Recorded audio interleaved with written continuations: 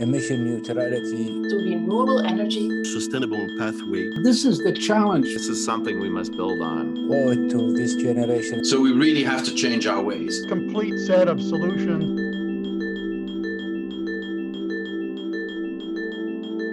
Despite the different pathways charted to net zero, policymakers share the same ultimate goal, and this is something we must build on. But the crisis, as you were saying, Joe, has also brought to the fore the need to engage our economies on a more sustainable pathway.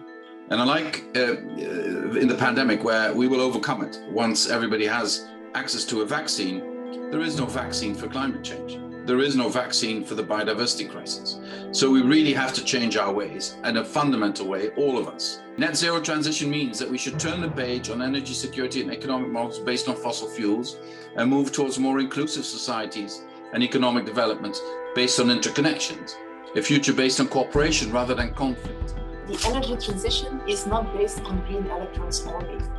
Green molecules will be part of the deal too. Hydrogen will play a crucial role in decarbonizing energy-intensive sectors. Energy offers new opportunities for cooperation, not only within the EU, but also with our neighbors in Northern Africa and the Middle East. We have been trading fossil fuels for decades.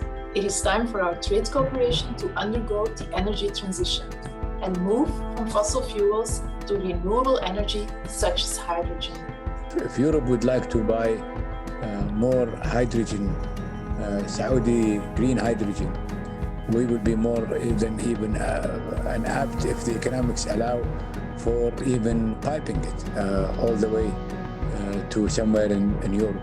The whole concept of the circular carbon economy is to take everything good in the circular economy, which is reduce, reuse, and recycle, and then add a fourth R, remove, to provide a more complete set of solutions, a greater number of options. And so there's actually a lot of compatibility between what the EU is doing and the circular carbon economy. To reach the target of net zero emission, whether by 2050 or 2070, requires all technologies to be put on the table and treated equally.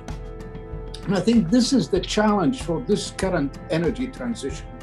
Can we congregate around the concept that we're all willing to cooperate wholeheartedly, with all the ambition, with all the diligence, with all the passion that we owe to this generation and the generations to come, that we work hard in approaching or achieving emission neutrality as soon as we can all possibly do it.